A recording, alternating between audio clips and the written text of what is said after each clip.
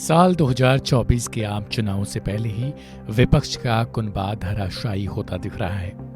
उत्तर से लेकर दक्षिण और पूरब से लेकर पश्चिम तक विपक्ष की एकजुटता धर्म संकट में दिखाई दे रही है। कारण कि अब भारतीय जनता पार्टी के लिए चुनावी राह आसान नजर आने लगी है।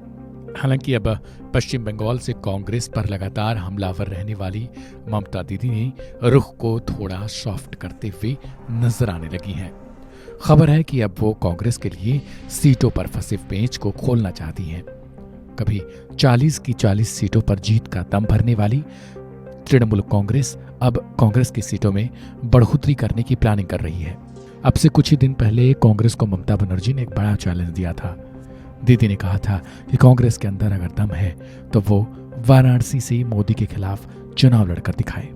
सूत्रों की माने तो कांग्रेस की सीटें बढ़ाकर ममता दीदी अब 5 सीटें करना चाहती हैं। इसके लिए तृणमूल कांग्रेस की ओर से कांग्रेस को ऑफर भी कर दिया गया है।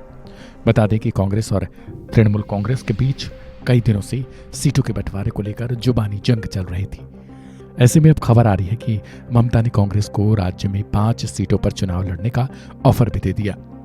दोनों ही पार्टियों को मानना है कि साथ लड़ने पर कांग्रेस लेफ्ट या वोट बीजेपी को जा सकता है।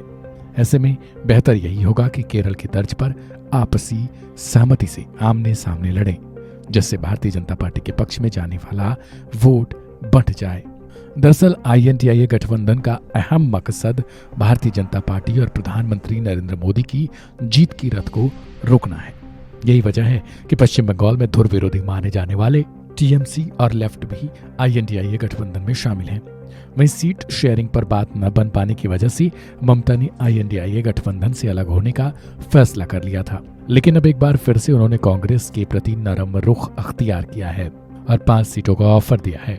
बता दें कि INDIA गठबंधन का अहम मकसद भारतीय जनता पार्टी और प्रधानमंत्री नरेंद्र मोदी के विजय रथ को रुख कर उन्हें सत्ता से दूर करना है।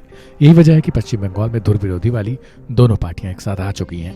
वहीं सीट शेयरिंग पर बात न बन पाने की वजह से ममता ने इंडिया गठबंधन से अलग होने का प्लान कर लिया था। लेकिन अब एक बार फिर से उन्होंने कांग्रेस के प्रति नरम रुख अख्तियार कर लिया और 5 सीटों का ऑफर भेज दिया।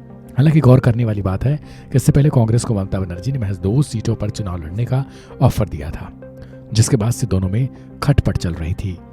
ऐसे में अब देखना होगा कि कांग्रेस की ओर से ममता बनर्जी के इस कदम पर क्या फैसला लिया जाता है और क्या राज्य में महज 5 सीटों पर ही चुनाव लड़ने की इस ऑफर को स्वीकार किया जाता है या फिर नहीं। इस खबर में इतना ही। बाकी की हम और ताजा अपडेट्स के लिए सब्सक्राइब करें वन इंडिया हिंदी को और इस खबर पर आपकी क्या राय है उसे कमेंट जरूर करें।